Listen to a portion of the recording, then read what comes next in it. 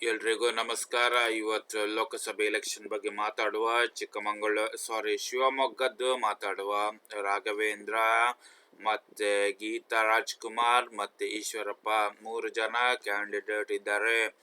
ಮಹಿಳೆಯರು ಶಿವಮೊಗ್ಗದಲ್ಲೇ 8,77,761, ಹಾಗೆ ಪುರುಷರು 8,52,107, ಒಟ್ಟು 17,29,901 ಜನ ಇದ್ದಾರೆ. 8 ವಿಧಾನ ಕ್ಷೇತ್ರಗಳು ಶಿವಮೊಗ್ಗದಲ್ಲೇ.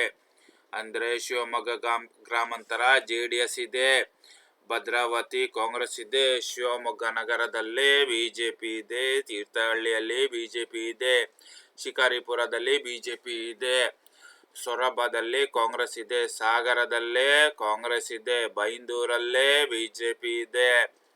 ಪ್ರಚಾರದ ವಸ್ತು: ರಾಜ್ಯ ಸರ್ಕಾರ ಜಾರಿಗೊಳಿಸಿದ 5 ಗ್ಯಾರಂಟಿ ಯೋಜನೆಗಳು.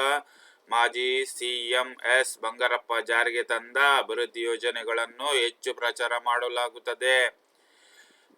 ಈಶ್ವರಪ್ಪ ಬಗ್ಗೆ ಹೇಳುವುದಾದರೆ, ಯಡಿಯೂರಪ್ಪರಿಂದ ತಮಗೆ ಅನ್ಯಾಯವಾಗಿರುವ ಬಗ್ಗೆ ಹೆಚ್ಚು ಚರ್ಚೆಯಾಗುತ್ತಿದೆ.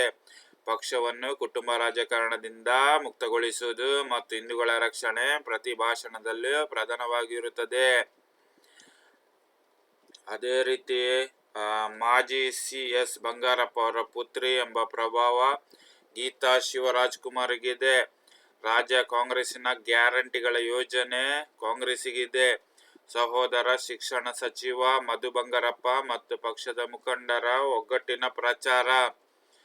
ಅದೇ ರೀತಿ KS ಈಶ್ವರಪ್ಪ ಶಾಸಕ, ಸಚಿವ ಮತ್ತು DCM ಆಗಿ ಅನುಭವ. ಹಿಂದುತ್ವವಾದಿಗಳು ಮತ್ತು ಸರ್ವ ಪಕ್ಷಗಳಿಂದ ನಿರ್ಲಕ್ಷ್ಯಕ್ಕೊಳಗಾದವರ ಬೆಂಬಲ.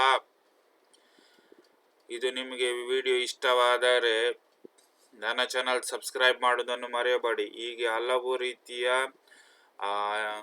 ಎಲೆಕ್ಷನ್ ಬಗ್ಗೆ ನನ್ನ ಚಾನಲಲ್ಲಿ ನಿಮಗೆ ಸಿಗುತ್ತದೆ. ಸಬ್ಸ್ಕ್ರೈಬ್ ಮಾಡೋದನ್ನೊಂದು ಮರೆಯಬೇಡಿ.